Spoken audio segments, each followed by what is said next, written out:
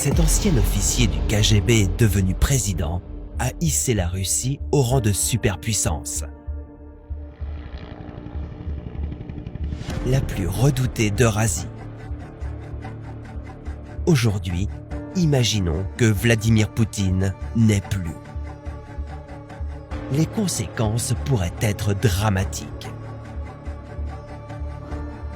Qui remplacerait Vladimir Poutine ? Sa mort pourrait-elle marquer la fin du conflit en Ukraine ? Et cela pourrait-il conduire à une guerre civile en Russie ?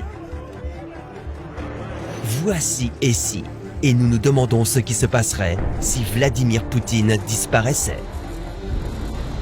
Vladimir Poutine est depuis plus de 20 ans l'homme fort de Moscou. Façonnant une stature de monarque postmoderne, Poutine n'a eu qu'une obsession. Hisser la Russie au rang des décideurs incontournables.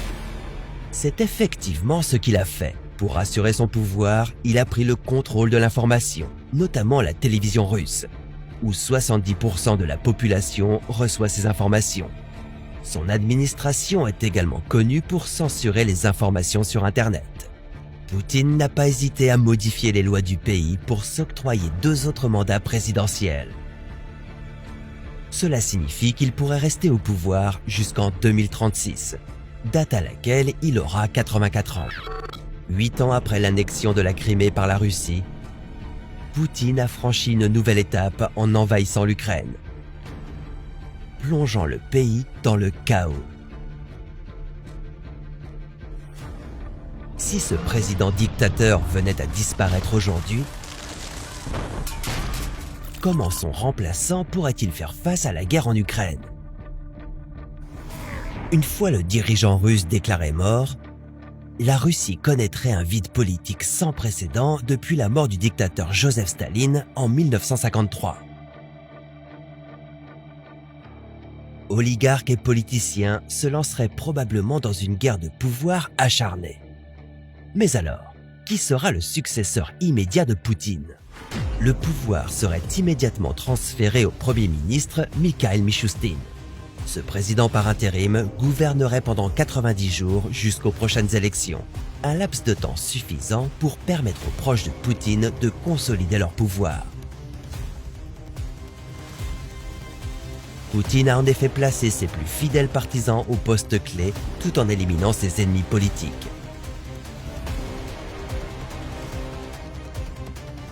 Tel que le militant russe anticorruption et candidat à la présidentielle, Alexeï Navalny.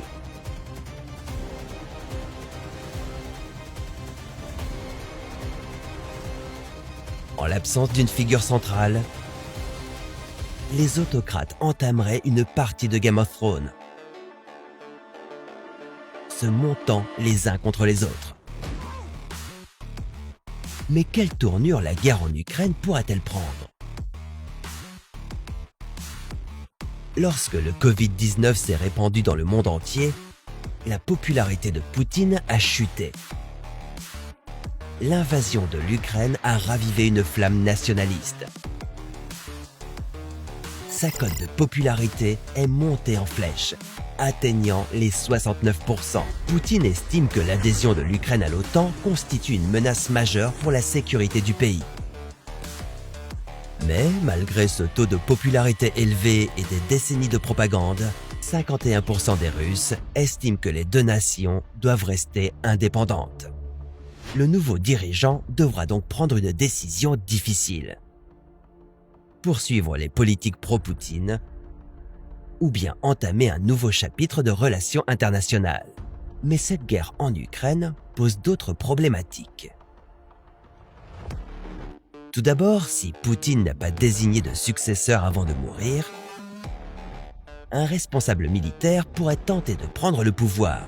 Cela risque de placer les forces armées, les armes chimiques et la puissance nucléaire de la Russie dans des mains encore inconnues. Sans Vladimir Poutine aux commandes, il pourrait être impossible de maintenir l'unité d'un pays de cette taille. Et cela pourrait donner aux États-Unis et à l'Union européenne la possibilité d'écraser l'économie russe. Suite à l'invasion de l'Ukraine, l'Occident a répliqué par des sanctions économiques. la valeur du rouble a chuté à moins d'1 centime. L'exclusion du système financier SWIFT vise à empêcher certaines banques russes d'utiliser ces services. Cela signifie que des transactions se chiffrant en milliards de dollars cesseront d'être traitées. Certaines compagnies aériennes n'acceptent plus les citoyens russes à bord de leurs avions. Et des dizaines de pays ont déjà fermé leur espace aérien aux vols russes. Les Russes se retrouvent pris au piège. Ils ne peuvent pas se rendre en Europe. Leurs économies diminuent chaque jour. Et ce n'est pas seulement la classe sociale supérieure qui est affectée. Plus de la moitié de la population vit avec moins de 6 000 $ par an. La baisse du niveau de vie et l'effondrement de l'économie pourraient renforcer les mouvements d'opposition. Peut-être que le leader emprisonné Navalny pourrait se positionner suite au départ de Poutine. Mais les sanctions et les interdictions ne feraient pas seulement du mal à la Russie. Compte tenu de la quantité de carburant et de pétrole exportés par ce pays, le prix du gaz monterait en flèche.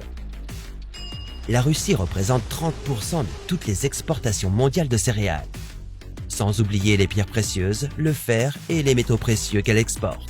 Le reste du monde devrait trouver un moyen de faire fonctionner la chaîne d'approvisionnement après avoir isolé la Russie. Peu importe qui prend les commandes, la pression qui s'exerce de tous côtés pourrait pousser la Russie à se retirer de l'Ukraine. Il est difficile de poursuivre une guerre sans argent.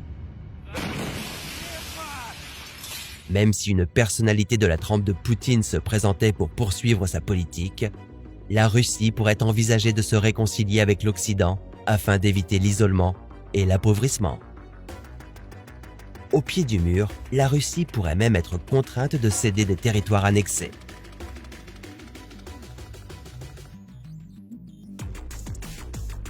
L'annexion de la Crimée et du Donbass pourrait prendre fin.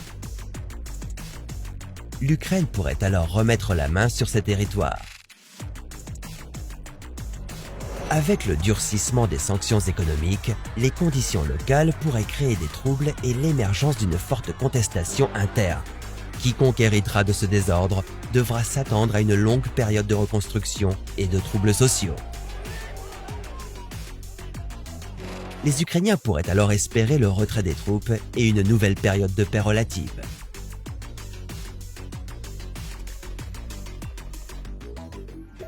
Mais que se passerait-il si vous étiez en Ukraine en ce moment même?